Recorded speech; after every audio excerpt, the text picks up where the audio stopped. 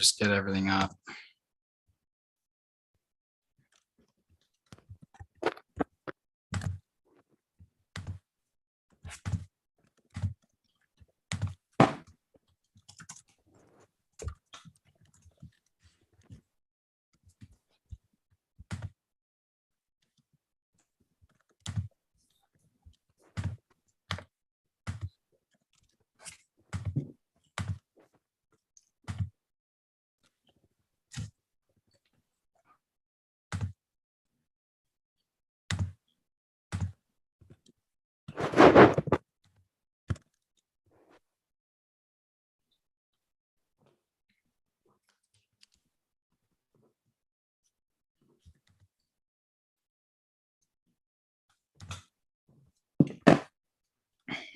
So you boys are both done with college, right? Yes. Yes, sir. Sick. How's my audio? Sounds good to me. Perfect. All right.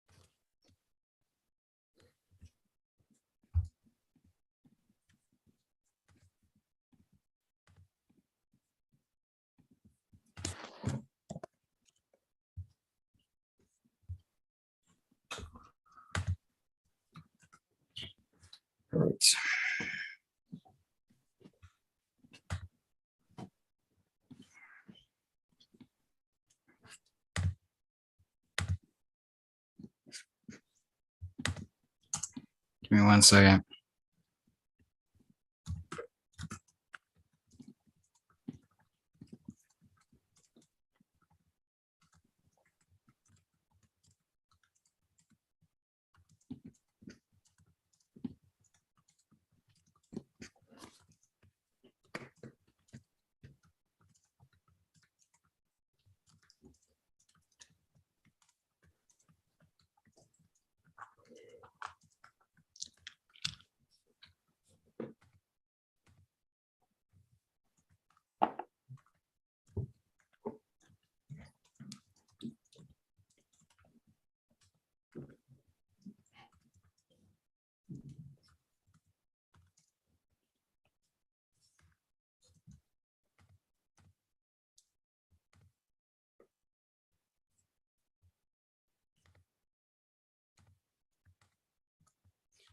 We just put Elise's bio in the bio.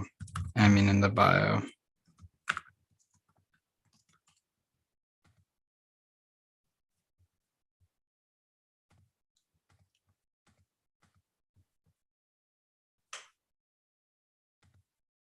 Perfect. We're all good to go. Let me just get a tweet out on Twitter and we should be good. You want to kick us off, Dan? When we get going? Yeah, let me just. You kicked off RBC. Do we remember? It might have been me, actually. All right, you're kicking off this one then.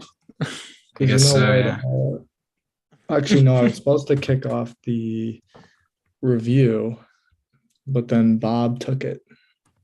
Oh, yeah, because I wasn't paying attention. He wasn't paying attention. You want this one? But then That'll be down, I think. I'll take it. I'm ready to go. This is All right. Man. Hold on 1 second. I just need to tweet it Give me the out. heads up. Yeah, take your time.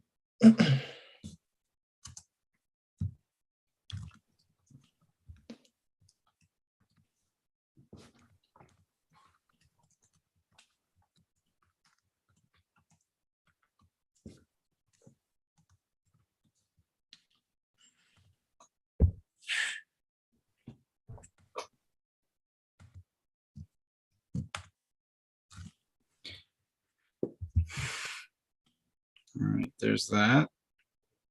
And let me just retweet it.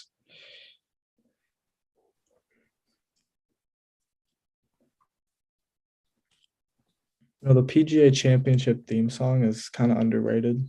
I listened to it earlier. I was saying that the other day. I didn't see that. It But is. No, you're good. It is Not very bad. underrated. I don't mind it. I mean, it's not Celebration of Man with the the bagpipes or whatever they had Yeah. for Troon. That was, All time right there. but I like the new one though.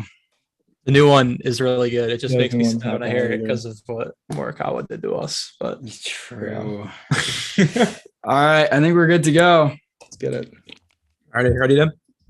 Mm-hmm. Do I have permission, Bob? No, let me Jeffrey give you does not permission. have permission.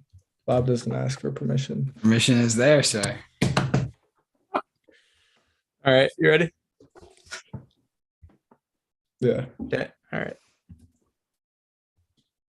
Welcome to episode number 41 of the Go Get That podcast, the Go Get That Slam cast. You know how it is this week. It's the PGA Championship. We're all here. We're live on YouTube. We've been live for like 2 minutes. So welcoming people into the chat there. If you're listening later on Anchor or watching later on YouTube, we're here. We're vibing. We're ready to break down the chances of the slam this week, as well as some other bets and plays and thrive opportunities. So it's going to be a great week. I've heard a lot of amazing things about the course, about the weather, which I'm sure we'll get into because that's honestly probably my favorite part about this week so far. So I'm ready to get into it. Bob, new spot for you, but you're looking snazzy. New spot, yeah. Unfortunately, going forward, I'm not sure it's the last time I'll have my old spot, but the mini hoop background is soon to be no longer. My family is taking our ventures to a new house, so we will not have the mini hoop background for much longer. Maybe a few more episodes. We're doing some. My parents are doing some like just stuff that moving comes with moving. So we'll have a permanent new spot coming this summer, but for now, just working with what we have. But yeah, it's going to be a great week. There's no doubt that this is probably his best chance. Definitely one of his top 3 chances that he'll probably ever have at a PGA. I think Frisco is probably going to be one of them. But it's just, it's tight. You hate to let this one get away. As Jordan said, you want to take advantage of these courses that fit your game, because the PGA is kind of the oddball in the majors. You get the same thing every year at Augusta, same course. The Open's always links golf, and the US Open's always kind of that long, gaudy rough, like just, a different, it's the same thing every year. It's the same devastating failure from the USGA every single time. The PGA Championship recently has become, since Whistling Straits, one of probably the hardest major, I'd say. Besides Shinnecock Hills, the PGA has been the tournament that's been in the perfect range, I say, right around that 7 to 10 under winner. So we have a lot to break down. There's a lot to talk about. This is going to be a fun week. This is a course that I now give my keys. I've been thinking about this. I have 3 keys for Jordan Spieth this week that we'll get into later, but it's tough to say. It would be hard for me to feel any better going into this week than I do right now, which feels too good to be true. But I was talking to someone in one of our chats that we had, and he said, well, if Jordan plays like we hope he's going to play for the rest of his career, it's always going to be too good to be true. So he's going to have to get done one of those weeks. So, that's kind of right. You just gotta do it, man. Yeah, I think we're coming in with good form. I think I feel good, not great. I'm not going to say I feel great just because you had one okay to good putting performance after not gaining strokes putting in any event since the Genesis. So I feel good. I mean, he's been ball striking it really well. Tee to green, he's been, phenomenal, world-class level. So I feel good in that aspect. But in terms of the putter, I'm not going to let one okay to good week, make me feel like, okay, he's going to go win this tournament. obviously he's got a very good chance to win this tournament. But I mean, tomorrow is massive. We said that at Augusta, and Augusta first round, he was 2 over after 18 holes. Right. So not that 2 under tomorrow would put us out of the tournament, but I mean, I would love to be within 3 to 4 shots of the lead after tomorrow. That would make me feel even better. But yeah, it'll be a fun week. I expect good things. I mean, what do you think the lead is after day one? I mean, we can go a lot of places. I think 65. 4 or 5 under would be You think 5 under gets it done tomorrow? I want to I have no idea. touch on what Jordan just said about getting a good start. I think I'd sign for anything around that 68, 69, 70 area. Take 68 and run, but yeah. Yeah, it's just the last thing we want to do is shoot ourselves out of contention, because that would be devastating, to say the least. I mean, all this hype, and you kind of know when you're done after one round, like you'll know what it is. What do you think the score is going to be that's really out of it? I think there's a difference between out of it and behind the 8 ball heavily. I'd say if you shoot 73, you're putting yourself really behind that 8 ball. But I think 74, 75 is where you creep into like out of it. Yeah. So it's all about staying the course, right? And he has basically every part of his game. Now that we've seen the putter at least once, we've seen every part of his game come to good levels this year, which is good. But it's major championship golf. Like there's a lot that goes into it. It's a mental test, and the length of this course eliminates some of the field as well. For sure. So the Kevin Kisners of the world are not going to be winning this week. So yeah, I kind of think the scores are going to be, at least I'm hoping the scores are higher than 4 or 5 under tomorrow. Like I hope you're right. I want to see a lead of 2 and 3. But I think we've seen majors in the past where, it's going to be so hard. And then somebody goes out and shoots a 66 on day one. And it's like, well, and I know 66 would only be 4 here, but that's like that should be a really good score. But the other thing I'd say, given the weather this week, is that I think the range of behind the 8 ball scores is a little bit larger, because there's still plenty of time to come back, especially after round 1. Like this could be a week where everybody who makes the cut is within 8 shots, 9 shots.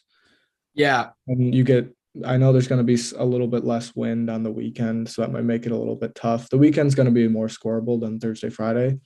And Spieth got the best side of the draw Thursday, Friday. But I think if you can just kind of hang around and then Saturday, Sunday make some birdies, which is going to be tough because this course is long, you'll have a chance. So yeah, one thing I want to say about this is also one of those types of courses where the scoring is weird, where it's kind of like Bethpage, where you can also have someone leading by 7 after 2 days. Like if you can have like that separation, like it's just one of those weeks where, but a 7-shot lead after 2 days doesn't mean the tournament's over. Like we saw Brooks had to keep the pedal down at Bethpage. And that's the thing, that it's just one of those courses where if someone really, I'm trying to think about what it would take, but because it's not like Bethpage where there's 2 reachable 5s, but if you can take advantage of those par 3s, like if someone can play the par 3s over the first 2 days and even par, that's going to be gaining a lot of shots to the fields. Big time. Yeah. And also, like on the weekend, the weather is supposed to be kind of more in that low 70 range, not as high winds.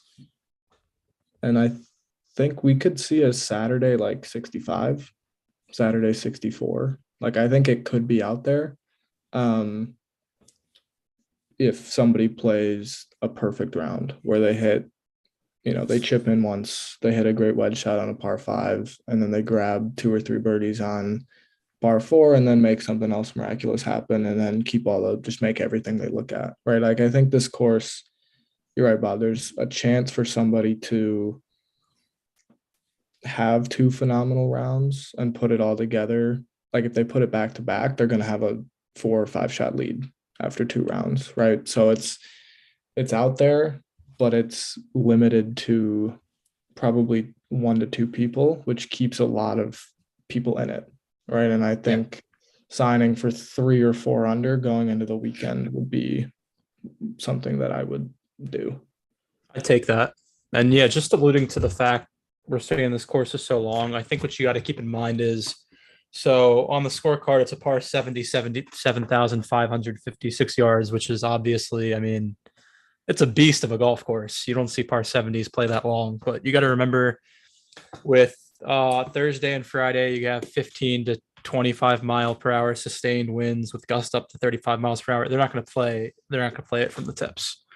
So they'll probably play it more towards the 7,300 range. And over the weekend, I assume maybe they'll tip it out. I feel like, I mean, we see these scorecard yardages so often nowadays. Perfect example last week at the Byron Nelson. They don't tip it out. I assume the PGA, I mean, Kerry Haig, he runs course setup. I'm sure, I mean, they'll want it more difficult than the PGA Tour will want 25 under. But yeah, I'd be curious to see how long we'll actually end up playing it to, which will be interesting. Right. Well, and I think it depends on the wind a lot, right? Like I think at least recently the par 5s have been into the wind, and you can't play a par 5 into 25 mile an hour winds at 650 or whatever it is on the card, because that's setting guys up for like 5 irons into a par 5 when they hit a perfect drive. As much as it would be fun to see it, the pace of play would be a disaster. Right. And that's not the point of the par 5s on this course. The point of them is to have like a 8 or 9 iron in.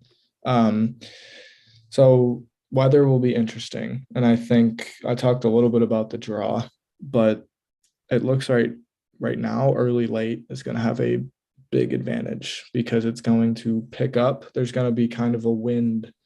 I don't know exactly what it's called, but there's going to be higher winds starting Thursday afternoon and kind of dwindling early Friday afternoon. So that late early wave is going to have the higher winds. Higher Friday morning, it's going to be gusting up to about 40 miles an hour. And I'd imagine they'll have the setup so that it's playable right in that morning for those guys. So that means it'll probably be easier a little bit later in the afternoon. So he's got everything is kind of going the way it should. It's or not the way it should, but it's setting up for Spieth to take advantage of what he's been given. The things that he can't control are going in his favor at the moment. Yeah, I'd agree with that. I mean, I started off saying I feel great, not great about this week, just because I've only seen one good event from the putter.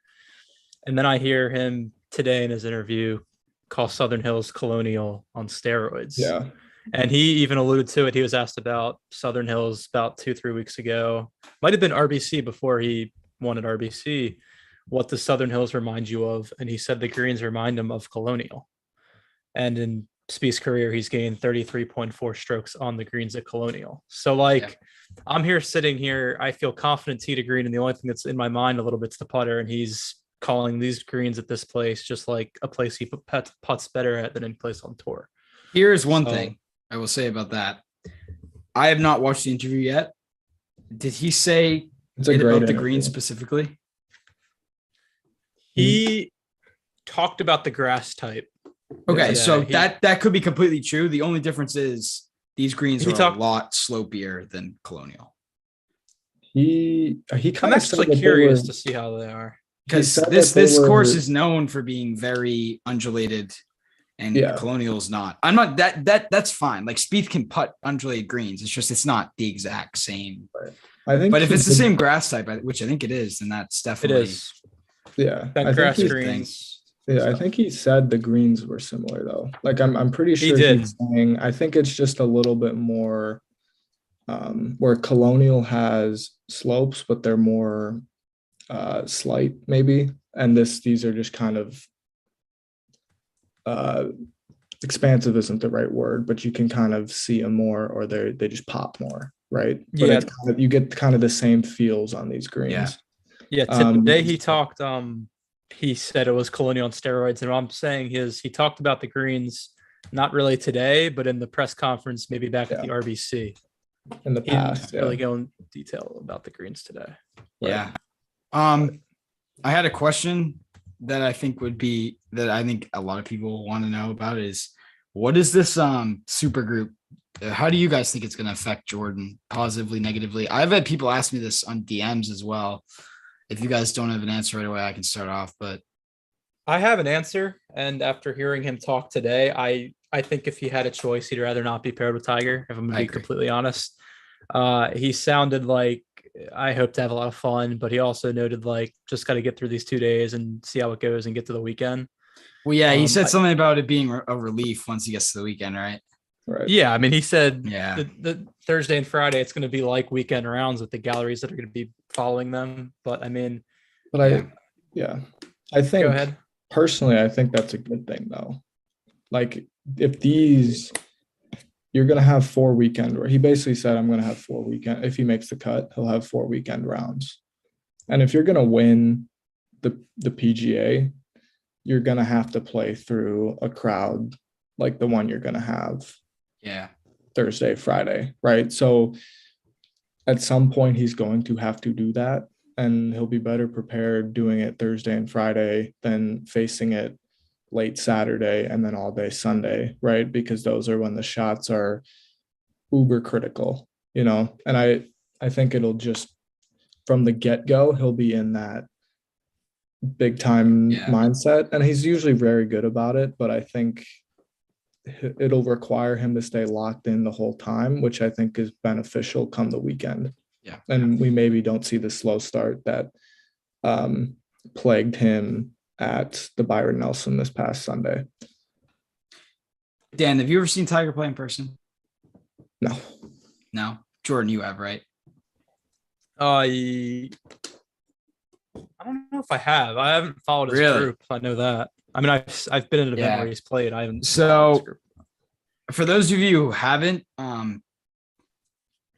the crowds that he draws are unlike anything you can even think about. Like, they are, not only are they big, they're just, people will follow him and to see like 6 shots around. Like, they are bigger than some final group Sunday pairing, like crowds at some majors. Like, I can guarantee you that a Tiger group on a Thursday, Friday had more than the Brooks Harold Varner pairing in 2019. Like, the crowds that he draws are unbelievable. I'll never forget this, because for those of you who know the Muirfield track for Memorial, the 9th hole is sort of on a perch looking down on 9. And you can see people coming down the hill. Tiger Woods played the 9th hole, and there were still people from his group, from his like crowd, filtering down 2.5 holes later when he was on 11, 12 tee. Like, those guys aren't even seeing a shot. Like, it's unreal. So for the fact that do I think that bothers Jordan? No. I think he basically blocks out the crowd when he wants to anyways.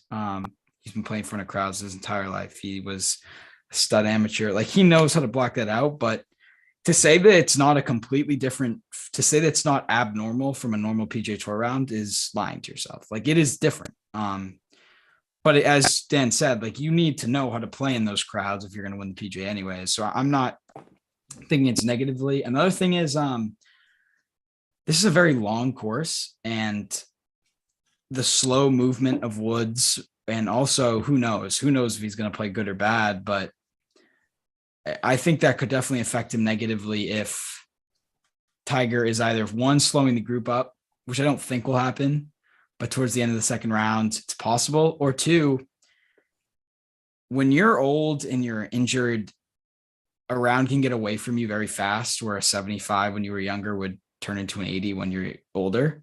I don't really know. I've never really formed an opinion on whether someone in the group shooting 80 affects other players in the group. It probably does a little bit. That certainly crossed my mind. But again, I'm not too worried about Tiger for the first 2 rounds. I think he makes the cut. We saw him at the Masters where it was all fatigue. Like he played great the first round and then he went downhill from there. He's just not 100% body wise, but I don't think 36 holes is a problem. I think it's the 72 holes that's the problem. So I'm not really.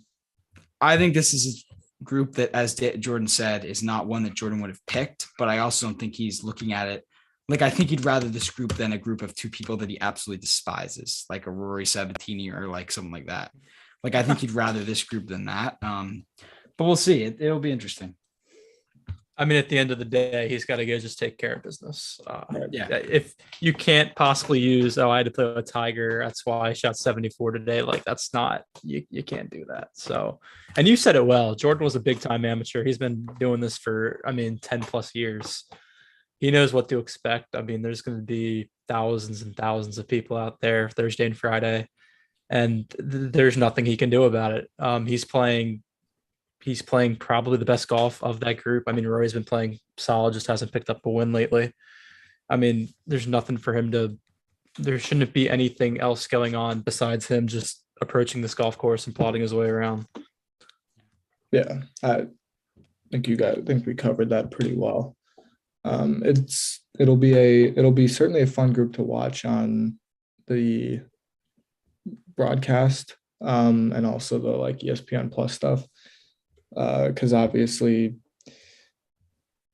Tiger will get a lot of the shine on the broadcast, but that also means Spieth will get a lot of TV time as well. I mean, these are the 3 main needle movers in the game, right? Without Phil, and without Bryson, of course. So this is this, it's the ultimate. I was shocked when I saw the group, but I think I love it. Like as a fan, I love it, but also for him, because if he kind of folds underneath it, then just wasn't meant to be. But if you pass this test, then the rest of it should be doable. And fold is a strong word. If Jordan Spieth shoots 73 and misses the cut, well, 6 over won't miss the cut, I don't think, but you know what I mean? I don't think it's the group's fault. No. Like, I don't think he's going to miss the cut because of the group. Like that's not what we're saying at all. Yeah. Again, if Jordan's dialed, it's not like the people who are rooting for Tiger are going to be rooting against Jordan, right? Like if Jordan loves to thrive off the energy as well. So if he's playing well, those crowds will be pumping. Those crowds will be amped for him. Yeah, I think there's more potential for positive impact than negative. Yep. I was just about to say something like that, because he talked about his MC at the Masters. Yeah. In his interview, and he kind of said, well, I could either have sulked on it and changed something up, or I could be positive and move forward and keep working on the things that I'm working with. This is the same thing. He can either kind of get annoyed or something with the crowds, or just, I don't know, I wouldn't say he would get rattled, but just like something, negative could happen because of this group. Or he could just turn it as like this is a challenge. And if I can get through this challenge, the weekend might be a little bit easier, right? Or I might be used to it come winning time. So I think he should be able to spin it forward positively and turn it in and kind of help propel him to a good week. So I'd like to get into my 3 keys, because I've been really diving into this. I've looked at the course. I've looked at what the course needs. And the first thing I'm going to say is a need that usually is a need at a major that I don't think is that as important as it usually is, which is the driver. If there is Jordan has hit the ball very well off the tee this year. If there is a part of his game that is lackluster, I kind of think he has the best chance if that part of the game is the driver. The fairways are pretty forgiving from what I've seen. I'm not saying he needs to be. I'm not saying I want to see him spray the ball around, but I'd rather his driver be B-, B+ than have his putter or irons or wedges. he can get away with that, is what I'm saying. You can't get away with a bad putter. You can't get away with a cold putter in a major. Like, you're not going to get the RBC result at a major. But in terms of my three keys, there's three things I think if Jordan does well, he's going to give himself a very good chance to win. And that first thing is no missed short putts, which is obvious, but I'm talking like short putts, not 6 footers, 7 footers. These greens are very undulated. Everyone's going to miss their fair share of 6, 7 footers. You need to limit those, but you cannot be throwing strokes away on 2.5, 3 footers. Like, that can't happen. Those are the ones that not everyone is going to be missing. Everyone's going to miss. And another thing in major championships, you're not hitting chips to tap in range. Like, in majors, they're always those 5, 6 foot knee knockers. That's for just whatever reason. So needs to get those down, because those are going to be a big factor this week. Second thing is big numbers. We haven't really talked about this much, but I think Jordan has a triple in each of his last 2 Masters. Is that correct? So yeah. The first time it cost him a win. Second time cost him the cut. You cannot be making triple, double bogeys in majors and expect to win. Good golf limits those bad holes to bogeys. Everyone is going to make bogeys this week. That's the fact of the matter. Everyone's going to make bogeys this week. It's a tough week. But you can't. Would you guys sign up for only 1 double bogey or worse all week? Just 1 double 100%. bogey. You would? I think so. I think I would too. If you can just limit it to 1, I'd love for it to be none. But if you can just only limit it to 1, I think he gives himself a good chance to win this week. Yeah, and I think just kind of building on that real quickly before you get to key number 3 is like, I think 6 and 7 is out there at this course. You hit 100%. Bad shot, wind. The green around the greens are really tough. You can chip it back over, 3 putt. Like, 6s and 7s are out there. Absolutely. There's water on 15 holes as well. So right. And it's a creek. So you can get a bad break. You can get a bad kind of lie. Just hit it. So 6 and 7s are out there. So if he has I think hard, that's fine. Yeah, I also just wanted to point out, I think we're going to see some wild bounces this week of balls that look center of the fairway that will bounce into the creek. Yeah. I've seen some of these fairways and they are really heavily sloped. You're going to get a lot of uneven lies and take some firm bounces, and that's going to be interesting. Yeah. And my third key, we talk about this every major because it's something that Jordan does all the time, frustrates the living hell out of us. Cannot shoot yourself out of the golf tournament in the first round. I would love to see him shoot a 66, 67 and be like 1 or 2 back. If he does that, like, that's what he did at the Open. And when you do that, you play your best golf. He said that he played better at the Open than he did in most tournaments that he won. Like he lost, but like, that's when you play your best golf. If you can get out on the right foot, and that's going to be a key. I'd hate to say, but I'm going to be greedy. I really want something in the 60s tomorrow. Like, really badly. I'll be a little bit disappointed with a 70. I'd sign up for it right now, but I being as greedy as I am right now, I'd be a little disappointed, just given the fact that his history has not really come from behind. And another thing, Southern Hills, of all its winners, I think I saw somewhere that the winners have led 24 of 26 rounds, which is crazy. People don't come from behind at this course for whatever reason. Yeah. Probably because it's just very hard. It's a lot easier to play for par than it is to make a lot of birdies. So that's it. I think if he can do those 3 things well, I think he's going to give himself at least a very good chance on Sunday. Yeah, I like key number 3 a lot. We keep harping on it. We harped it at the Masters, and he didn't follow through with it. He shot 74. It's tough to like guess what we will take because we don't know how the course will play. It's going to be very interesting to see pin placements and yardages tonight because depending on how long it plays, if it plays 7,400 plus yards of 15 to 25, I mean, I would take. I know you want mid 60s, but I don't know if mid 60s will be out there if they play it with tough pins. 7,400 Well, I'll say right now, yards. I can almost guarantee you mid-60s won't be out there for the afternoon group. So you need to take advantage of being in the better Oh wave, yeah, I think. I like going early late. I as would well, put, just 'cause you can set the pace. if there's a bet like this on FanDuel, I would put my life savings, every go get that point I have, on the leading score tomorrow to come from the morning wave. For sure. That's fair. It's a big difference from what I've seen in terms of Yeah. the weather. So Right. And I just kind of to that, getting off on the right foot thing. Spieth's a momentum player, and I know that it can Yes. change very quickly. But starting out with I think he just needs to be within reach of the lead. Like I think within 4, and we're okay, right? But I think anything kind of more adrift than that, I think he might, because you can't force it around here. Like you mentioned, birdies are just not gonna. They're just not gonna come like that. So to be within 4 or 5, kind of let it, I think has to be the goal. Has to be, right? So has to be.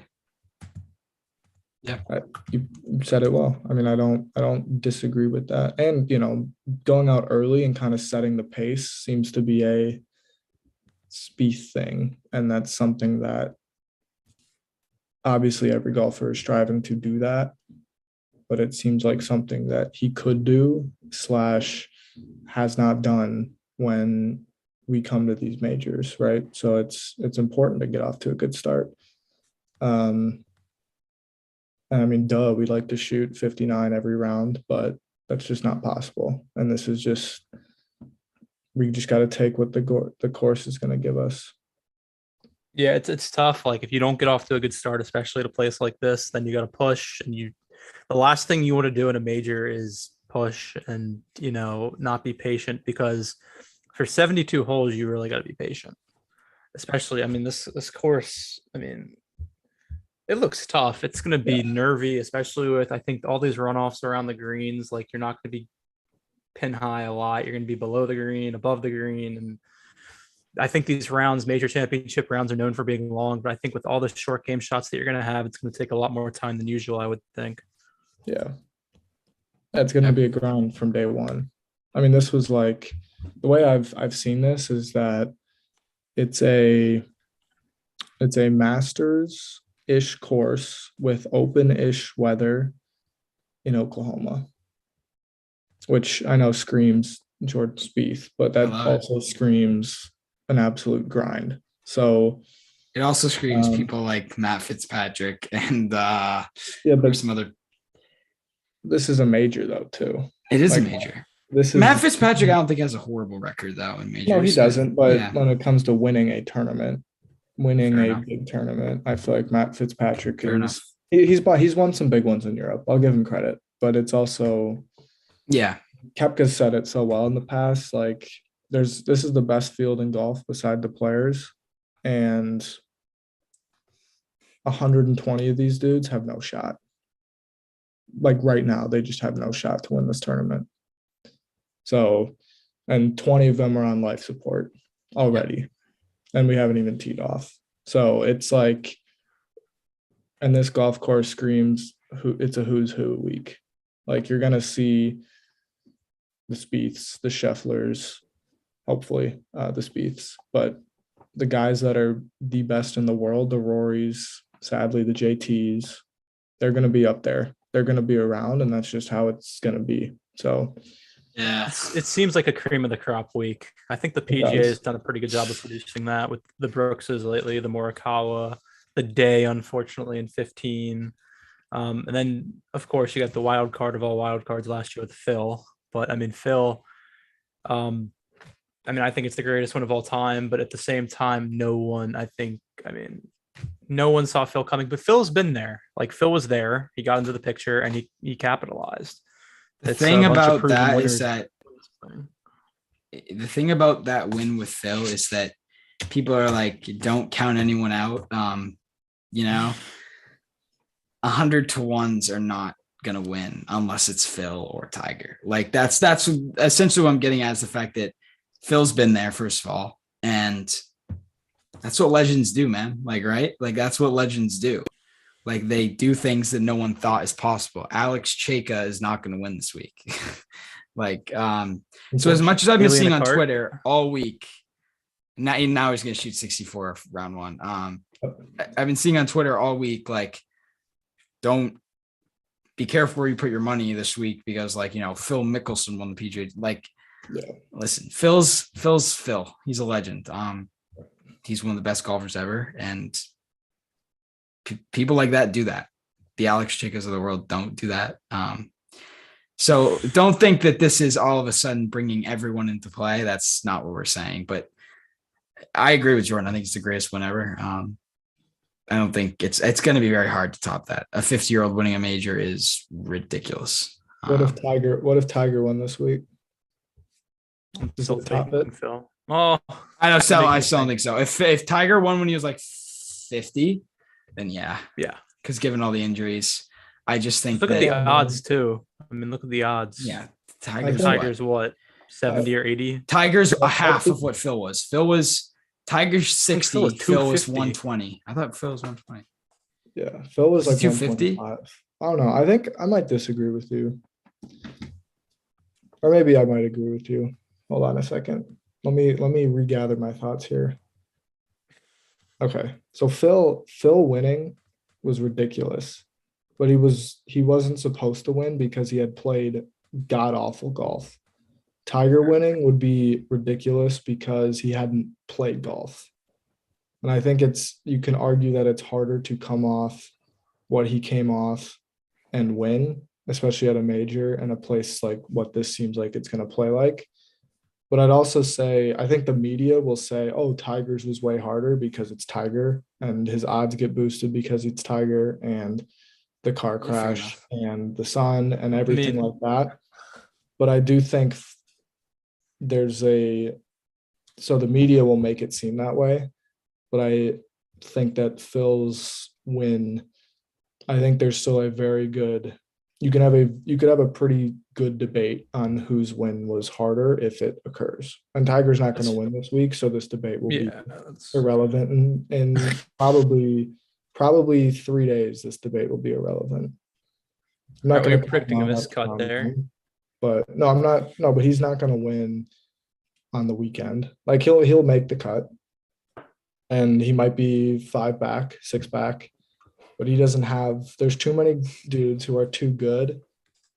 And they're not, Tiger needs people to blow it. I don't think he can go out and win it this week unless he goes out and shoots 66 somehow and then just holds on for dear life. I just don't think it's a stamina problem. I think Tiger Woods absolutely could lead after round one. Maybe after round two.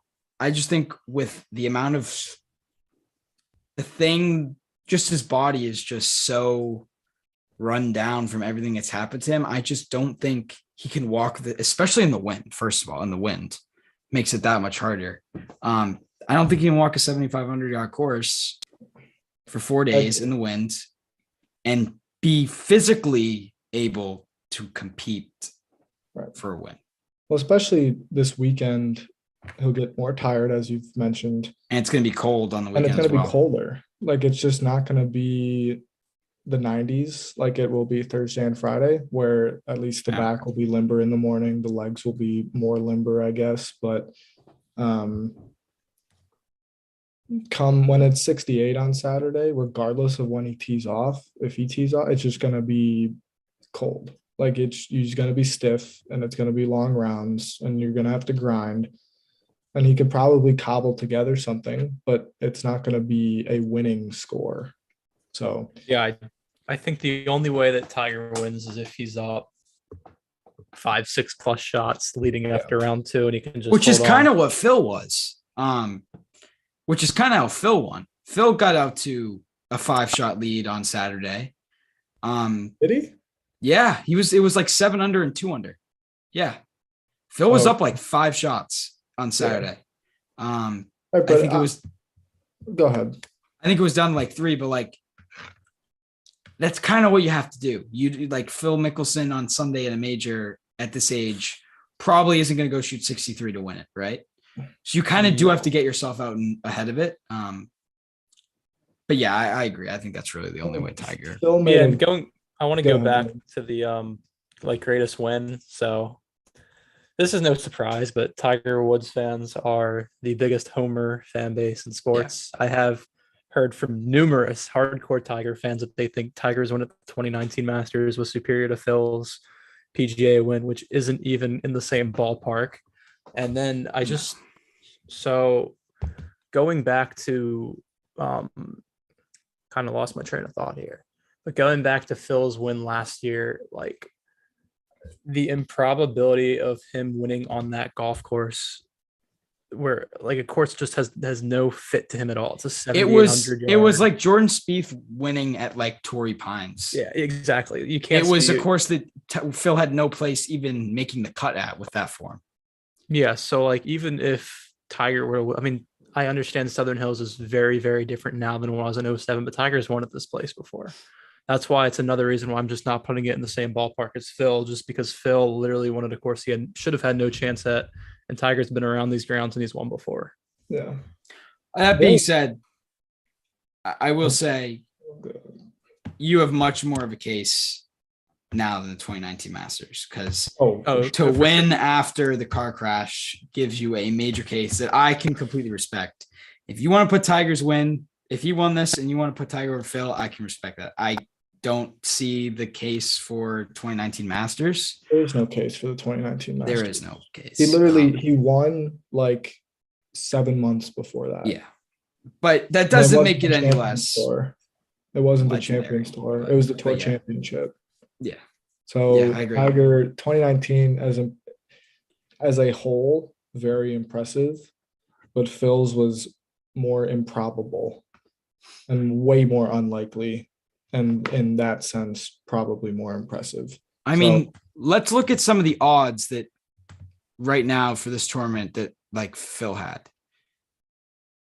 I mean, I know Tiger's at like 80, but I think that's only because Minwoo Lee, Cameron Tringali, Matthew Wolf, Chris Kirk, like those guys are the guys that have the same odds that Phil had. Like, it's just ridiculous. Nothing. I don't see anything ever coming close to that. No, purely because of the age. Like, you'd have to do the same thing at like 55 now to beat it. Well, like the age and the form. Yeah. Like Phil was awful leading into that event, and then he just won. So it's a totally different thing, and it's unfortunate that he's not here to like follow it up, because I think if he did follow it up, I mean, I know he hasn't played golf in a while, and I've heard some things that he's not here because his game is just not in a good spot. But like if he came back and missed the cut, it would only further show why last year's was more improbable or insane. Right, because the defending champ would miss the cut by 5 shots. Yeah. And that's kind of what would happen. And I think it would, add more to last year, but or if he followed up with the T30, it would add more to last year. It's just crazy what happened last year. And it's not getting the attention or love or light that it should get, I think. Yeah, I agree. So before we get into the rest of the field, I just want to say we're basically going for 3 wins in 4 weeks because we already know he's a lock next week at the Colonial. So, but betting favorites. So I mean, he's got to be. I mean, it almost feels like he should be minus odds next week. Like anything but a win at Colonial would be a disappointment. Colonial is a good field though. It's like low key not bad. It's a good field, but Jordan literally was born. Yeah, no, that's true. I mean, Kokrak's there, Hovland. Like that's a course that even in his darkest depths, he was making 50-footers at. Like, right. I mean, I don't know why we're on the one thing about Colonial, like, I guess we just haven't seen a lot of like tight wedge shots recently because we haven't had a lot of wedge shots. Yeah. But I feel like you need to throw a bunch of darts with the wedges around Colonial and maybe just haven't played. I mean, RBC isn't long, but it doesn't mean it's a lot of wedges, and Byron Nelson, it was a lot more just like having eagle putts. So, but we've got a question from Minnesota Twins 06. Shout out Twins. Are they good this year? No, they suck. They have a winning record, I think, Bob. Really? I don't know. I feel like the Twins. I just never pay attention to the Twins. I mean, they're irrelevant, but I think they have a winning they are irrelevant. What Minnesota sports is irrelevant. Spieth MC or sorry, I Spieth didn't mean solo 2? Didn't mean to tell you. Can you repeat that again? What would hurt worse, a Spieth MC or a Spieth solo 2? Oh, that's so MC. tough. That's so I'm not tough. going 2 straight miscuts at majors. I don't know. I don't know about that. Just because of given the form that he has right now, I think a miscut would just kind of be a one-off. If he lost, I guess that's solo fair, 2 by one shot, and it was like devastating, tragic, atrocious. But they didn't add devastating and tragic. They didn't. But how good can a solo 2 be? Like, well, here's. I mean, if he loses, he'd be 5 back in solo 2. Yeah, like that wouldn't hurt that much. Like if he came solo 2 at like a Bethpage where like I guess Koepka came back, but like you know what I mean. I do not think I could physically take him losing a PGA in any form like Colonial last year or Pebble or don't even get me started on the 2016 Masters. That would be just imagine dumps two in the creek on 15, leading by 4. I don't think I could take it. Like that would be awful. But I think a solo 2 might be a sharper initial pain. Long term though, you're right. That's a good question. Long term, like we've drummed it up so much. This is literally the Spieth PGA, and he's playing well, and he got the good draw, and the course just fits him. He talked about the grass pitching, the grass type around the green and its grain and its angles and its directions for like 2 minutes in his interview today. And it's like, dude, he loves this place. So for him to come out and MC, that would suck. And long term, it'd be like, that was a good chance missed. But if a solo 2, like 2 weeks from now, you'd be like, another good week at the PGA. And he should have another 10 plus good chances, we're thinking at this. So like maybe. I mean, I'd take this. Pray to God. Yeah, but I mean, like, this isn't his last chance, is what I'm saying. Yeah. True. That's very true. All right. Well, I guess special guest here. This is one of our good friends. She is probably the greatest gambler I've ever seen. I'm always on Twitter. She's always posting winning bet slips. I think her most recent one is Max Homa from a few weeks ago. But you're forgetting about Munoz, first round leader, Bob. Oh, Munoz, first round leader. Yeah. But I mean, given Jordan, are you back in the positive yet? That was a community. That was the community. I am, yes. Right so Jordan's back in the positive. I think me and Dan are doing all right, but nothing will compare to what she has. So she's gonna come in here. She's gonna break down some bets for you guys. We'll ask some questions. I'm sure we have. But I know that she's really focused on the wave difference. I know that she's placing a lot of bets based on the difference in the waves. So, but yeah, listen to her advice. She is unreal. So, yeah, let's just get right into it. What's your favorite play of the week besides Spieth? Because I know there's some bias in there. My top outright is probably Cam Smith at plus 2,800 on DraftKings. He's just, I mean, there's been so many first-time major winners in the past, like 5-6 years. I think Cam Smith fits the bill to a T. Getting another, being another first-time major winner. He's placed T5, T2, T10, and T3 at Augusta, which, in my opinion, this course is Augusta is probably the closest comp course. Really? I thought about that. Perry Maxwell, had an influence in both courses. And they have greens are sloped. Given all of that, I mean, you just need a really good short game around here. And Cam Smith is unbelievable at his short game. He is great putter. He's great off around the greens. His driving won't be as bad here because the fairways are wide. So even if he gets offline, and have seen pictures in the rough is not very high. You can get around the rough. If you're in the rough, it doesn't matter.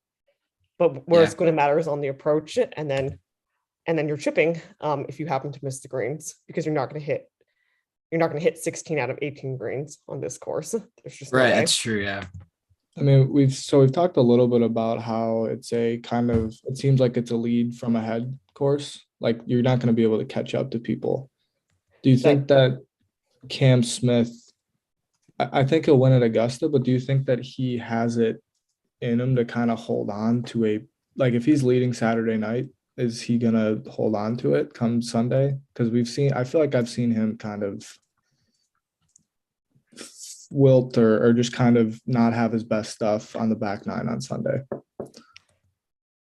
So you're right. This course is not a come from behind course. Cam Smith is a notoriously fast starter. He's one of my first round leader plays for that reason, because he's a good starter, and you need a good start on this course. I think he has the putting game and the short game to close it out on Sunday.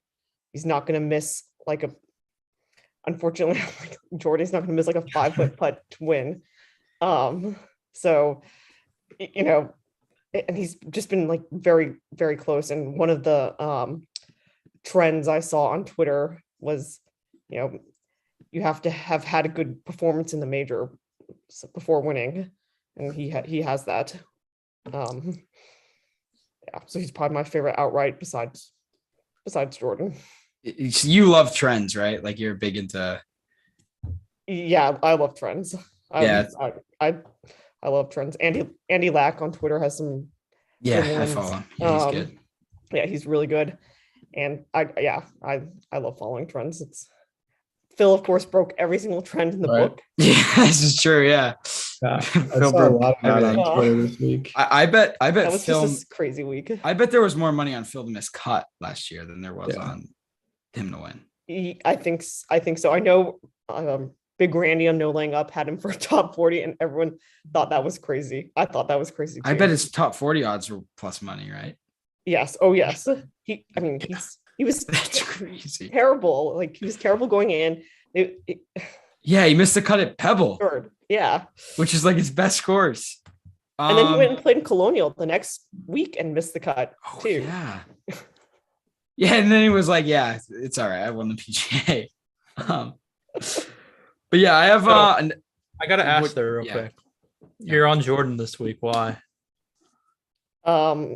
He's in great form. I know he missed the cut at the Masters, but I think that was just a couple of fluky shots, to be honest. Mostly to do with 12 on Friday. So, he proved that by winning RBC Heritage without a putter. Then he was second to Byron Nelson. I know every single time though, he has those really short misses, which are killer. Hopefully he can eliminate those, but these are also slow greens. They're only going to run 10 or 11 on the stimp. So I think that will actually help him, because, the Open, he usually has a good putting performances at the Open, and those are very slow greens. So because he's struggling with the putter, slow greens are actually going to help him this week. Yeah. Well, I've kind of been calling this event the Masters Open of Oklahoma, because I kind of think it's you get the Open wins and you get a Masters-ish course, and it's in Oklahoma. And I know that screams Spieth, but do you have other kind of placement bets that you really like this week? Do you back up your Cam Smith win with a top 10 or something like that, or you kind of look out elsewhere for that? So I don't usually play the same golfer in more than 2 slots. I know I'm really conservative in that way, but I like to spread kind of my golfers out. Plus, I tend to like so many golfers, or that I have only so much room on my card, and I don't like to put too many. I don't like to put Smith in top 40, top 20, top 10, as you'll see some cards on Twitter, because that's so much exposure. What if they miss the cut? Yeah. And then you're out 3 or 4 units on just that one golfer. So I usually, for my top I have a strategy though. So top 10 usually is only for golfers that are like the elite golfers. It's Or Christian pretty, Bezano. yeah. Or shout out to Max. Yeah. That was his play. That's not mine.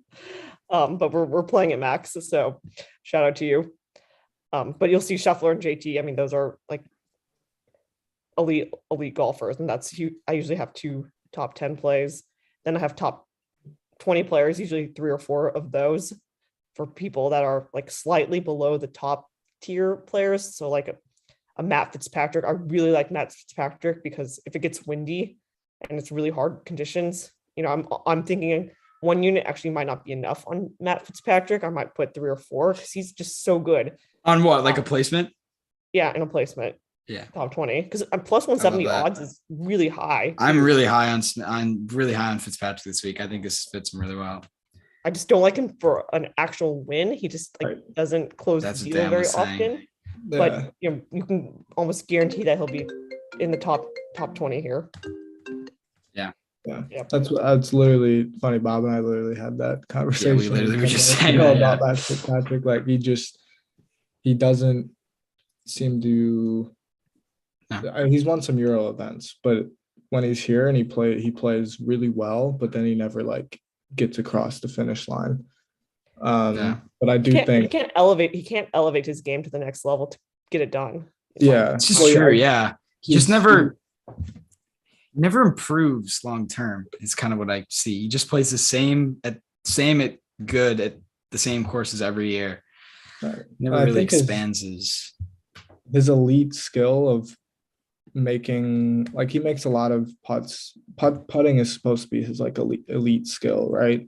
But I don't think it's like super special where it can take you over the top. He just makes stuff from inside of 10 feet very consistently. And he doesn't have the super elite iron play or off the tee game or short game to kind of score better than he should. And I think that kind of just puts him in like T15 all the time. And that's fine. And you make a lot of money, but you're not going to get, as Elise was saying, you're not going to put an outright on him because he's not going to get the job done. He's like a guy that I think struggles to reach like that second or third gear. Like he'll play steady. Like he's the type of guy that'll go like 70, 70, 70, 70, and then post like T18 and even par for the week. Like he plays steady golf, doesn't make the big mistakes, but he doesn't have that second gear to go shoot something really low. Yeah, he's a grinder. I mean, he's a grinder. He'll grind his way to an even par 70 round, but he just won't find the next level that is required. You want people that can get hot. You want Colin Morikawa's that can just have that. They can take their game to another level during a major week. That's what you're looking for. Yeah. I don't like Colin though this week. I do have a free play on Colin, but I don't really like Colin. I was just going to ask, what do you think about Colin this week? I'm not too high on him. His form recently has kind of been like, because he played well at the Genesis. What did he finish at the Masters? Played decent, right? I don't even remember what he finished. I don't remember him being part of the story. I think for me, I think he was over par early and then finished probably like mid-20s. Yeah. I think it's just a short game this week that concerns me. Like his numbers around the greens just aren't very good, and you're going to need to chip the ball really well this week. And his approach play is just not as good this season as it was last season. I think last season he was feigning like close to 2 strokes like on approach. And if you look at his numbers this season, it's like 0.9, which is good and still like elite, but it's not nearly approaching the levels as he was last year when he stole the Open from Jordan. Yeah. And made everything that he looked at. I just don't see him repeating that this week. His form is not great right now. But and he's in the worst way as well.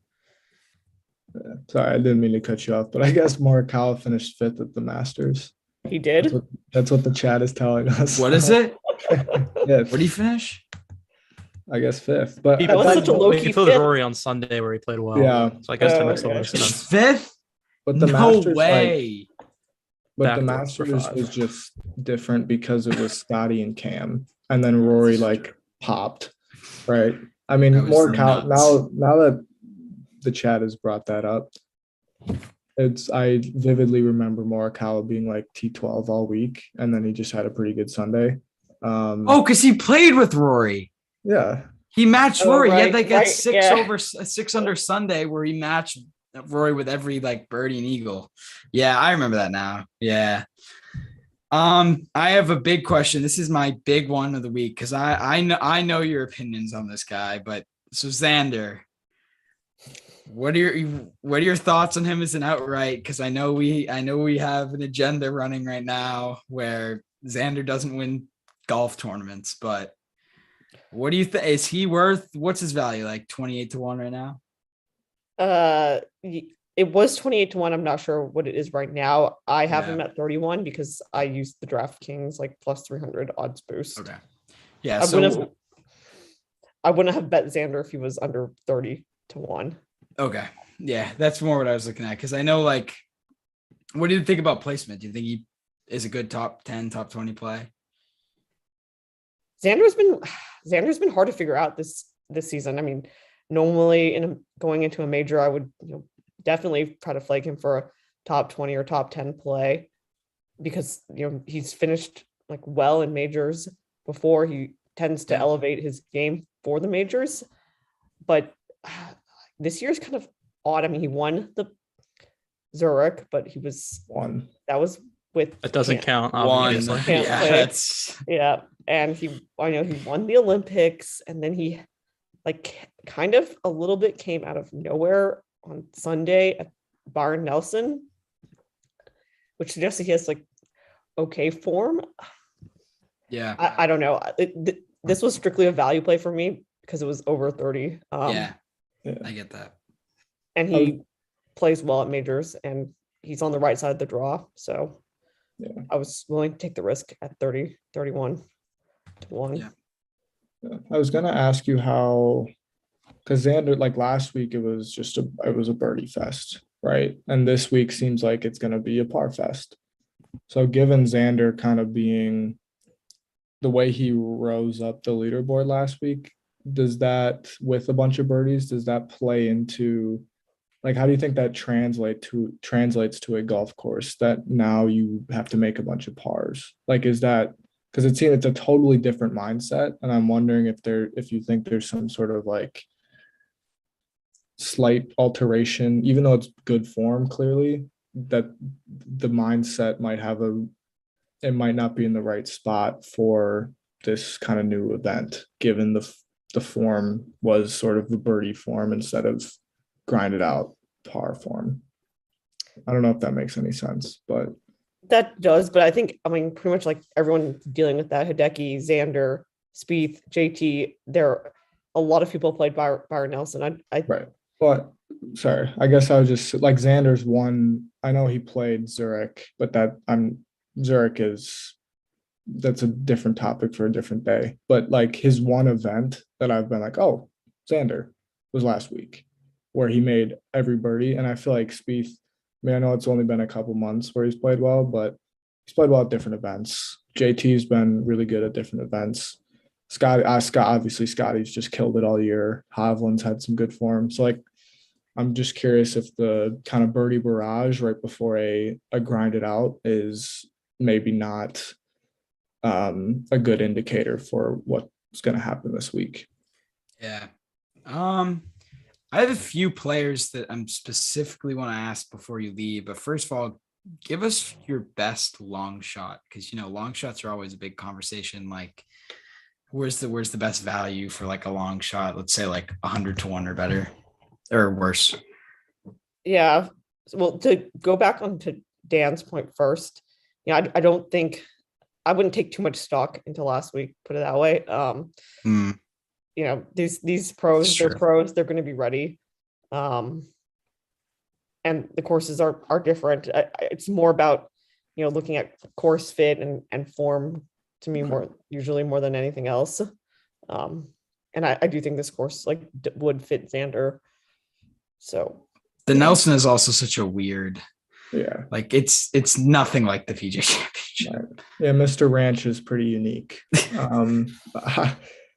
I had one more thought. Is Xander in the early wave? Yes. Do you know? Okay. So that's partly why he's on your card then. Yes. Xander, Finau, and I forget the third. Maybe Hideki. Yes. Okay. So, maybe. Because Hideki was interesting this week as well, but I've heard some neck issues, so I've kind of backed out. Do you still have Hideki on your card, or did you have Hideki on your card? That's one of the players I want to ask. Yeah. I do still have Hideki on my card. It's 40-1 was like I saw that on Saturday or Sunday, whenever it was, and had a bet that there's no way. I mean, he played 9 again today, according to his tracker, tracking Hideki. So I think he's fine. Okay. And he played well last week. So yeah, but there were this week they reported some new kind of neck injury. Yeah, but like unless it was like a major tweak, like if he played that well last week, I don't think it would have that big. I mean, unless he like completely pulled it or strained it or something, but I don't. Well, I think they're saying he like got hurt on Monday this week.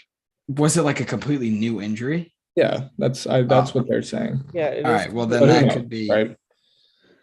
It could be a problem, but I'm like at 40-1, I'm willing to risk it because Hideki's now to like a lot of books at like 25 or like 22-1. I mean, I'm not giving a 40-1 card ticket away. No. He's been when he's played, he's been unreal this year. Like really, really good. Right. And it's just kind of gone under the radar because he's had the neck and the back a little bit. So I was thinking about Hideki as well. Now to go back to Bob's question. The long shot. Best long shot. So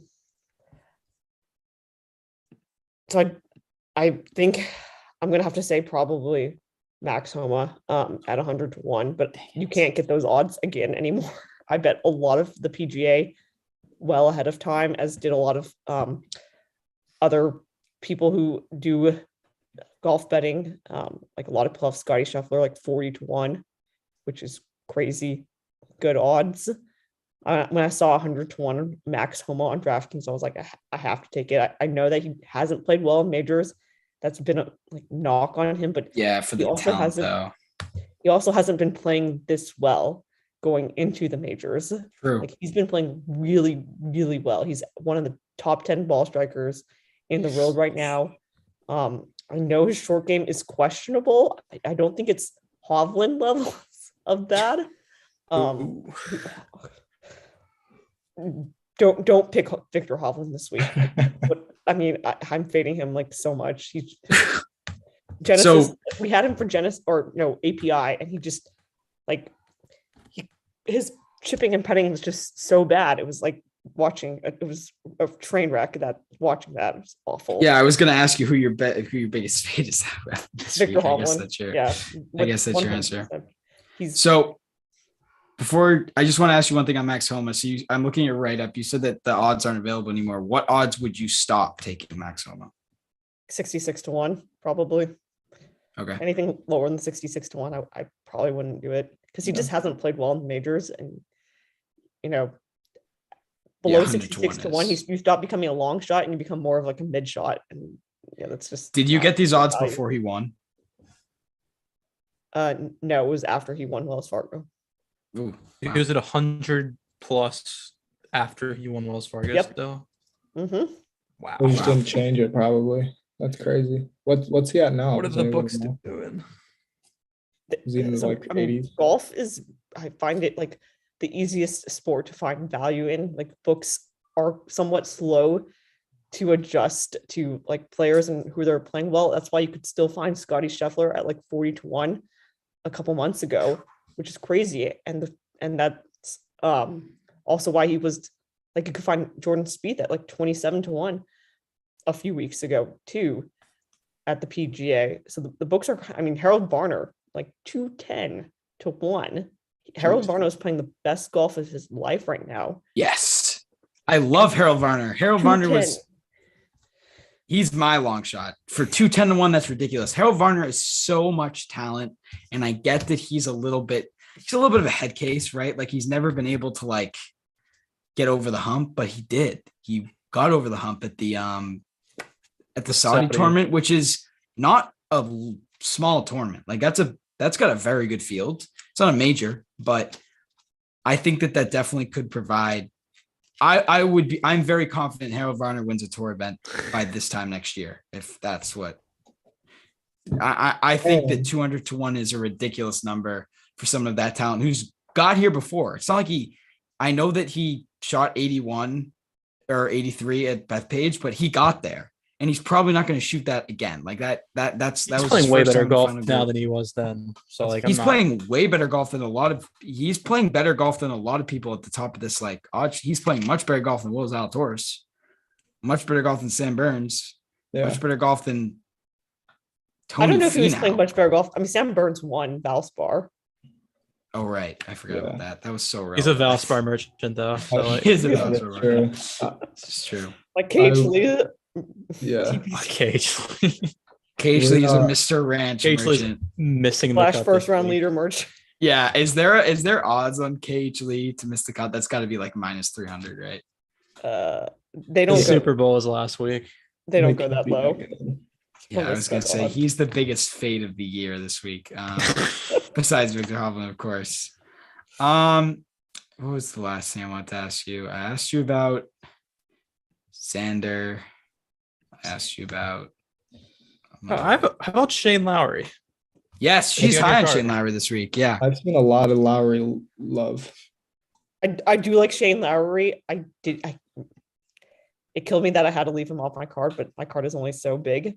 Oh yeah, because he was gonna be, but he was late wave, right? Late wave plus I didn't like his odds. Although DraftKings like shifted it once the tee times came out to higher odds, which makes sense. But like at the beginning of the week, he was like 25-1. I don't know, for Shane Lowry, that to me is a little bit like that's too low. Yeah. There's people that have JT at 25-1. I mean, like you need 30 or better like odds on Shane Lowry to bet him. I mean, Shane Lowry has a better major win than JT by a lot, though. Like JT's a lot more consistent in general. That's true. But if you're, I don't know. I just don't. I like to point out JT's agenda. I get that. Yeah. We all basically have a JT and Xander agenda at this point. We're all basically they don't win when it matters.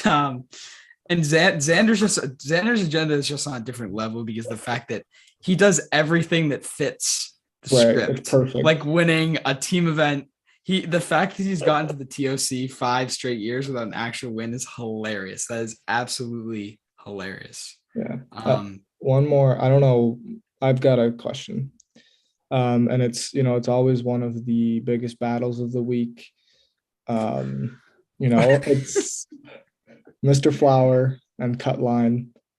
It's always a good one. It's always enjoyable. This week you can actually watch it on ESPN Plus. I believe it's season 13 episode. Like, what are your thoughts on Flower v Cutline this week?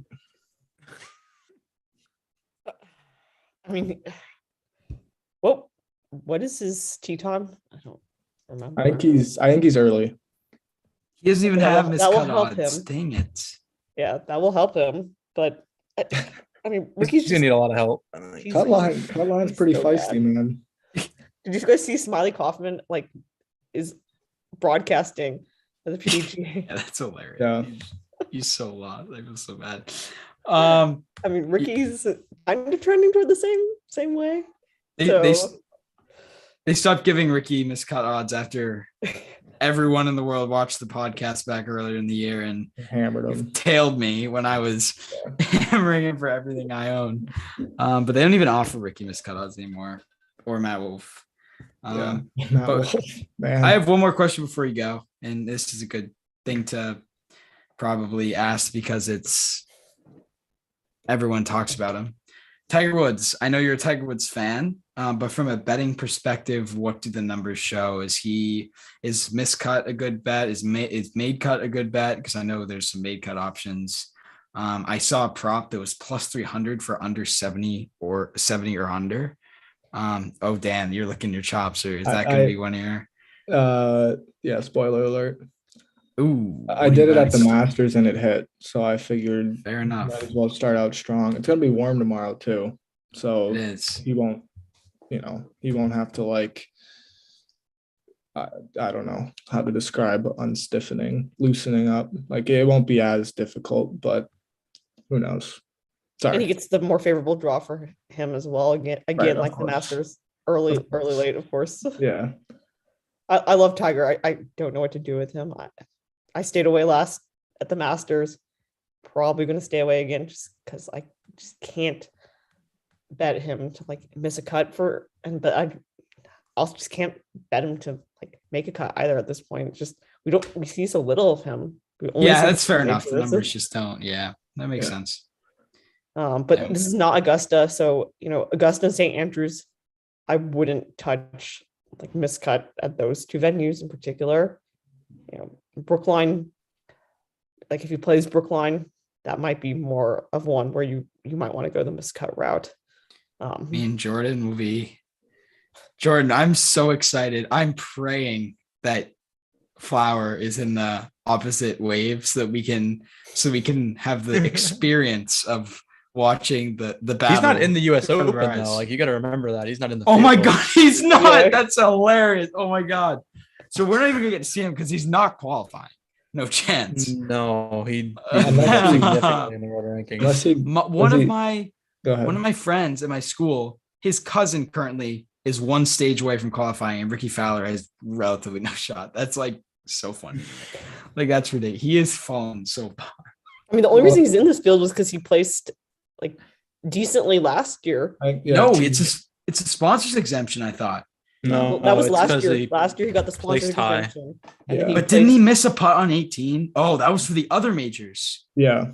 He missed a putt on 18, like a 6-footer to top 5, which would have got him to all the other majors. That is so on brand for Ricky Fowler. Yep. But Elise, thank you so much. This has been awesome. You're a wizard. You're so good. Stay tuned for FRL bets because she tweets out live FRL bets that I feel like every week I look at her Twitter and it's a winning bet slip. Like she's ridiculous. It's unreal. She sees someone who's playing well and she takes them on the third hole and it always hits every time. So stay tuned. She has got to be the best golf gambler I've ever seen on Twitter for sure. So show her some love. ES Golf Bets, right? Is the ES Golf Bets. Yep. Is tag. So follow her. It's been great. We've been getting some great feedback in the comments, so I'm sure we'll have to have you back for the U.S. Open. Maybe real again. Quick, yep. I just want winning score and cut line, if you don't mind. Ooh, I haven't. I think winning score probably like -4. Cut line. Wow. It's going to be under par. These guys are too good. Yeah. I know it's windy, but everyone's like, we're finally going to get like a plus like over par winner, but that'll never happen again unless it's Shinnecock. I can guarantee that. Unless the clubs like get changed or the ball gets like rolled back, that will never happen again. Because equipment's just too good now. That's part of it. So the courses are way shorter than they used to be. Cut line probably like +3. We'll see what Data Golf says though. I haven't looked at that yet. Yeah, that's fair. Fair enough. Some people have been asking about it, and I figured we haven't talked about it much. You better ask in the Master, yeah. Yeah, exactly. Well, thank you for coming on. Thanks for coming on, Elise. We'll have to have you back for the next major for sure. Because I'd love to be back for the next major. Perfect. Yeah, because you're always Thanks for coming on. You're always heading that winner. So yeah, thank you very much. And yeah, I guess it's our turn to make our own bets. Please. Right? Yeah. Let's take a look. What do we have?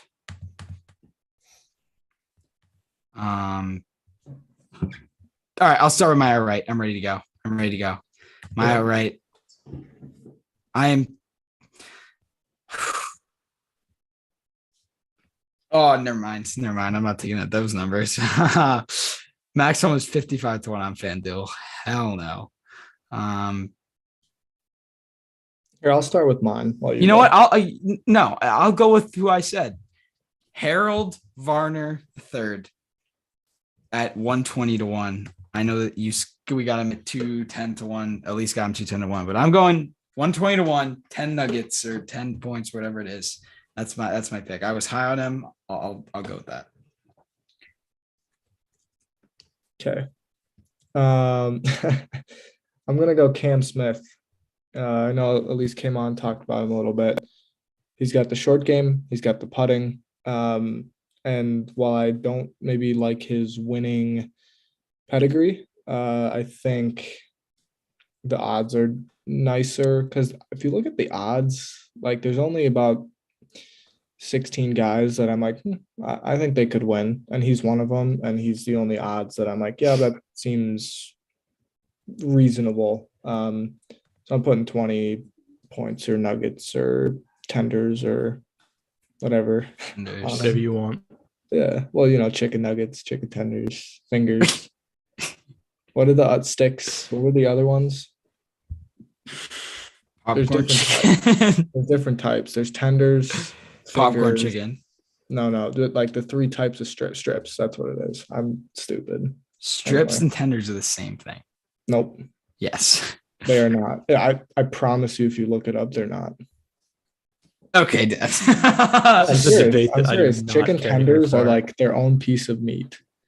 Chicken like strips or fingers, one of them is like it's all the other ground up stuff just mashed into a shape. I promise you there's a difference. All right, moving on. I'm so interested. The I chat- believe him now. He just gave the- The chat knows. Yeah, see? The chat knows. All right. So I got 2 outrights this week. I have 8 total plays with my 200 points. I spent right, we a good can amount do of it. time. Right, we can do it. We have 200 points. So I have 2 outrights. One's Jordan Spieth. I got to throw something on him. He's playing too well. Yeah, I'll tail with you for a lot actually, because since we have 200, I'm gonna put 50 on Spieth. 50 on Spieth. Bro, 50 on Spieth, 17-1. Last time you guys did this at the Masters, we He know missed what the cut. happened. Yeah, but he's winning, so who cares? Okay, that's fair. Dude, people do not believe me. This is ridiculous. Go You're ahead. just not a believable guy, I guess. No, but I'll pull it up. Sorry, go ahead. So my other guy is probably he hasn't been talked about a lot. Will Zalatoris. I know a lot of people aren't on him this week, and I'm kind of questioning why. We're talking about Jordan Spieth and this conditions on this grass. Will Zalatoris knows his stuff too, and he's 40. What I got him at? I think I got him at 41-1 when I posted my odds earlier this morning. But I mean, Will Zalatoris loves tough golf courses. I know he hasn't played probably as well as he'd like this year, but he played great at Torrey, which is tough. He always seems to play good at majors, which are tough golf courses. And when I had it 41-1, why not?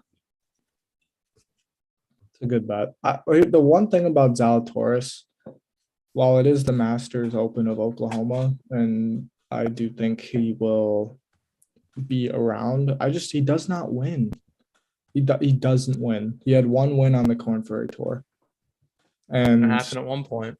And yeah, but like the difference about him, like Scotty won all the time, and now he wins all the time. Zalatoris just doesn't. He's so good, but there's something about actually getting it done, And he's been out for a while. And people keep saying that fingers and tenders are the same. They're not. Look it up, and you'll see why they're different. I'm just gonna say that. So go ahead. Or what are we on to now? Placements? You already said you're outright, right? You said Cam Smith. So yeah, placements. All right. Well, I'll start. I've got 2. Only 1 placement, so yeah.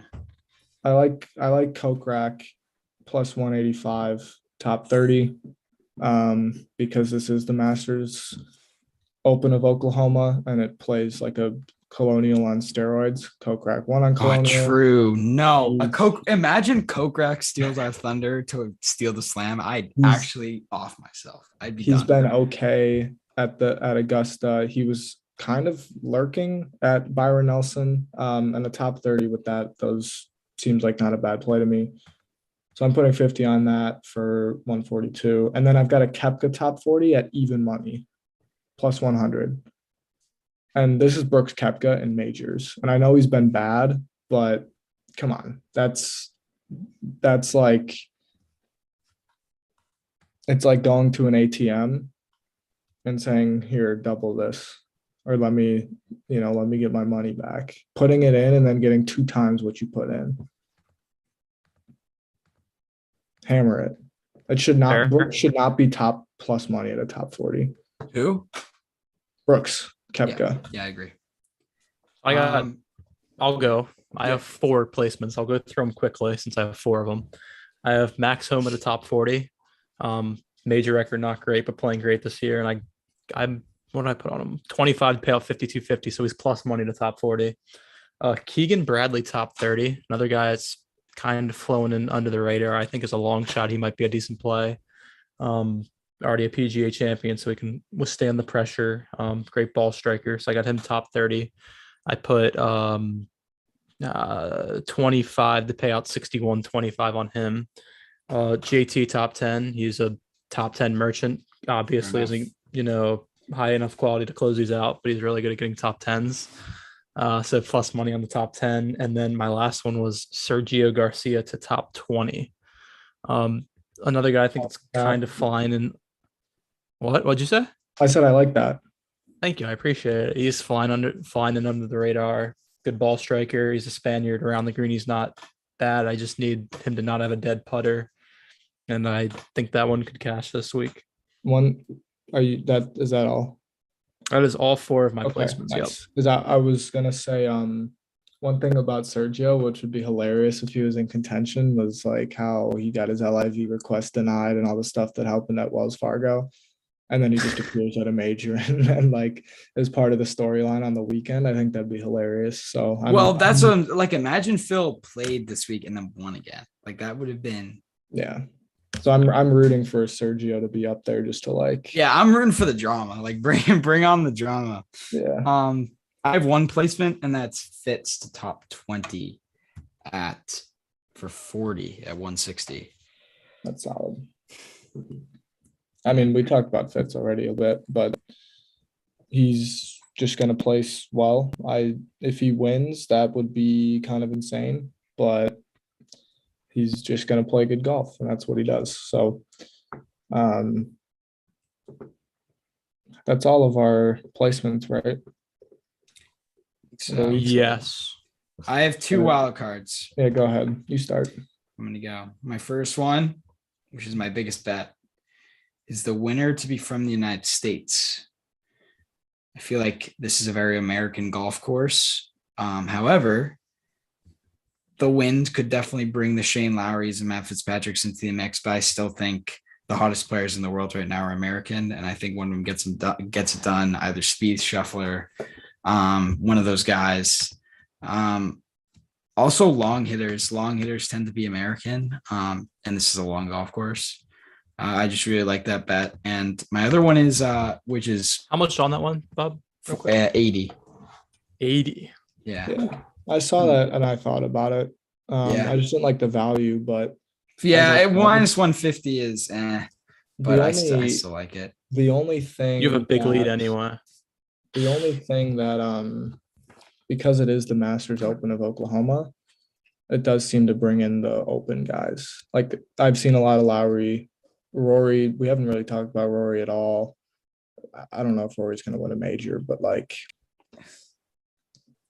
I think some Euros could kind of hang around. I just think, and at the end, the American game is too strong right now. So yeah, I agree.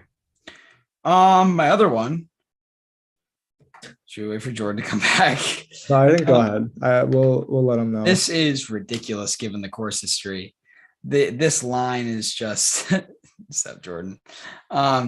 This line is just absolutely ridiculous. At plus 850, I'm putting 20 on the winner to be wire to wire. The course history suggests that people go wire to wire. 24 of 26 rounds. That's a lot of wire to wire winners.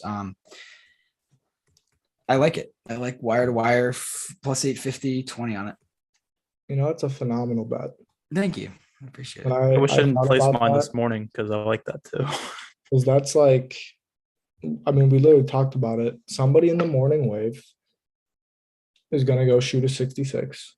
Or 60. I think 65 is the score. And then they're going to hang on. They're going to get the They better are. draw, and then they're just going to lead after day 1, day 2, Yep. day 3, and day 4. Yep. So I could see that happening, especially if it's Spieth's done it before.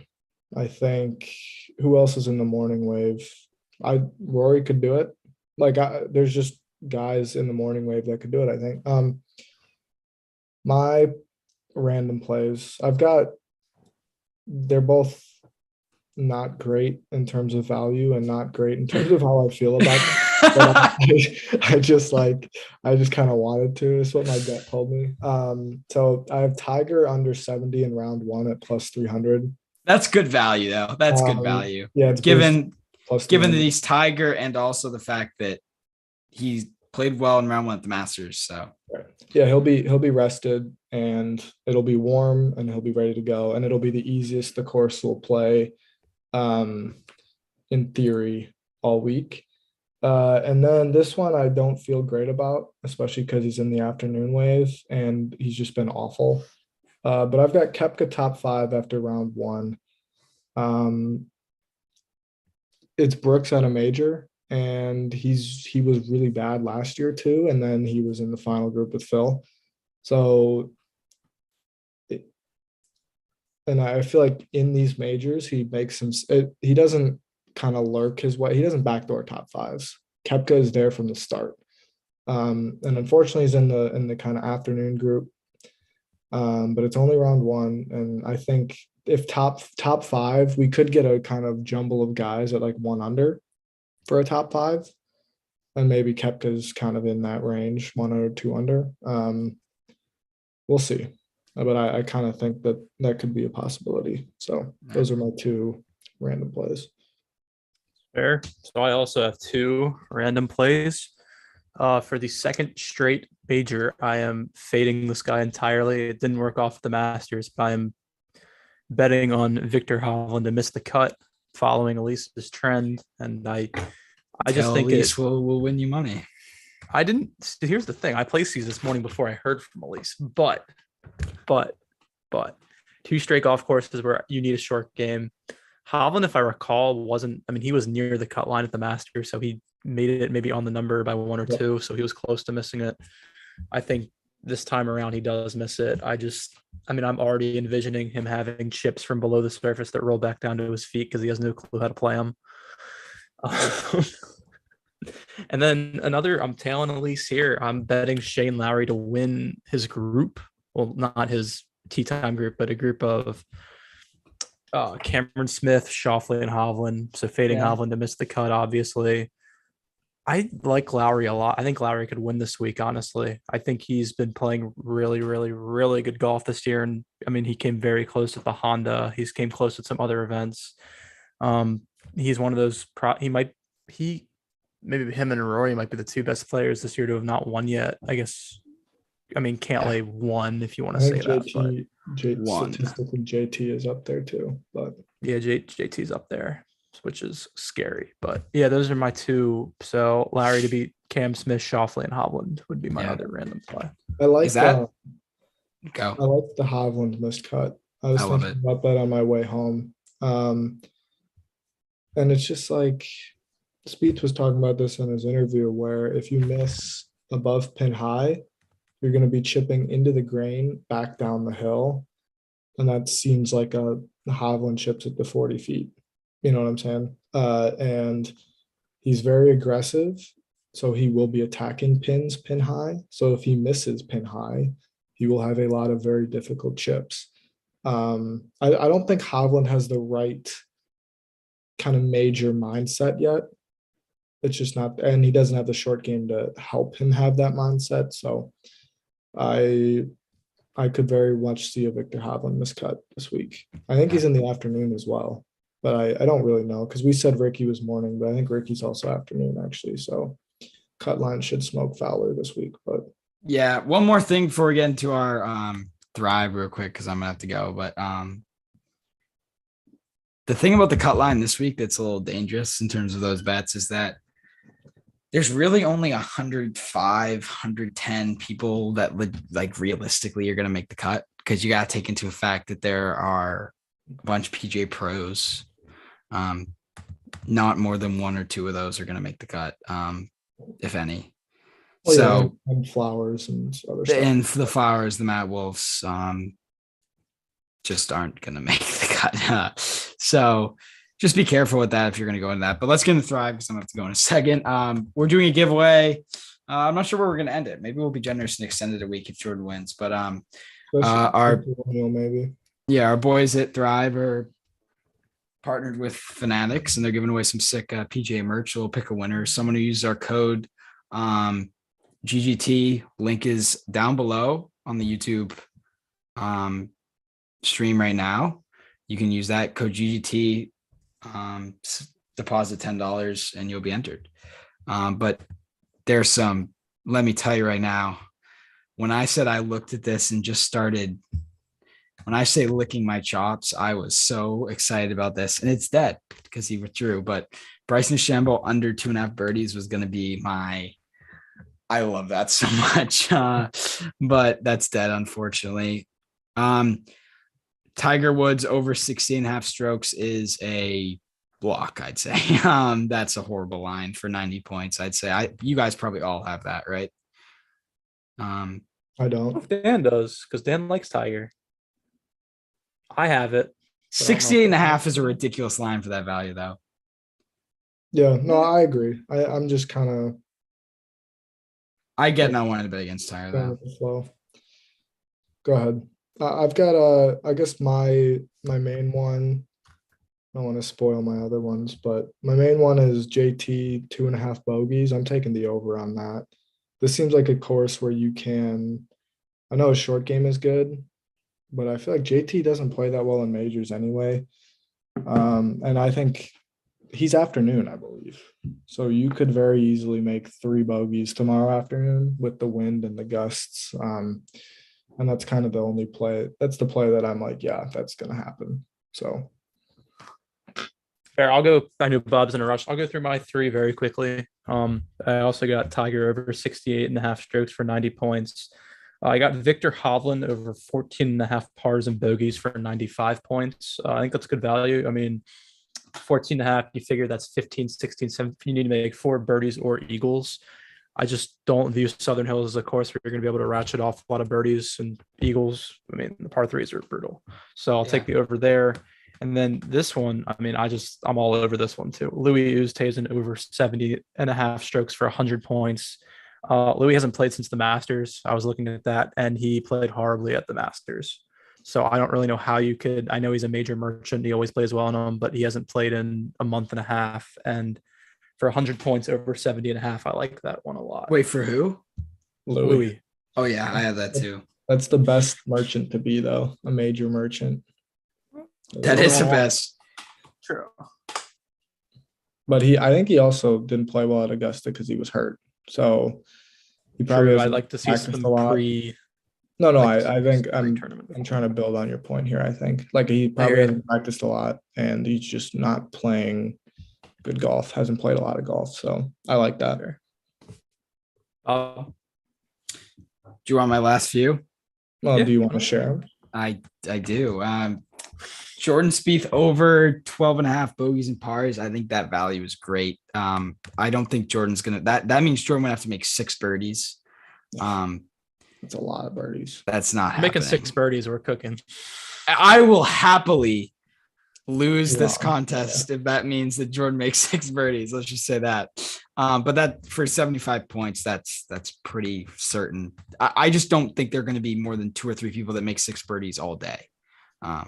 Like it's not a Jordan thing. It's just not really going to be out there.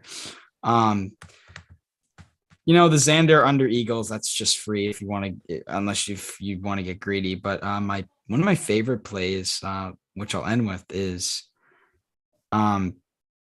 John Rahm under 4.5 eagles and birdies for 90 points. Again, I think 4 birdies that's a lot for this course. I think that's some good value. I know that they're favoring the name John Rahm, but yeah, that's basically all I got. Did you get through all your plays then? I only did one, but Gotcha.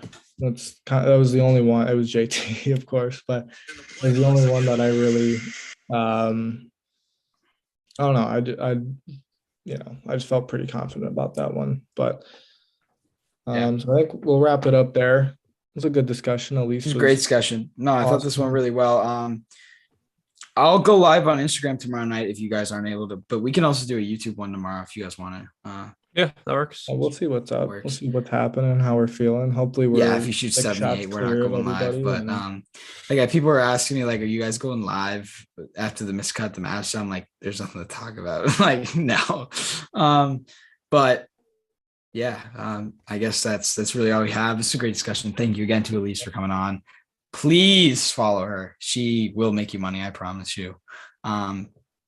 Like, I fully promise, like, I will reimburse you if she loses you money. Like, that's how confident I am. Let's go Rangers. That's really all I got. Big game tonight. Going over to a friend's house right now. So let's go Rangers. Anything else, Jordan? Go Warriors. Okay. Yeah, I'll say go. I'm with you. Yeah, go Curry. But also, tenders are different than fingers. That's my final. You're getting cooked in the chat right now. I know, but they're wrong. So I'd love to see you prove them wrong, Dan. Look it up. Just look up tenders and fingers. Is there a difference? All right, I'll do it as soon as this is over. But thank you guys for the support. We had some really consistent viewership. But yeah,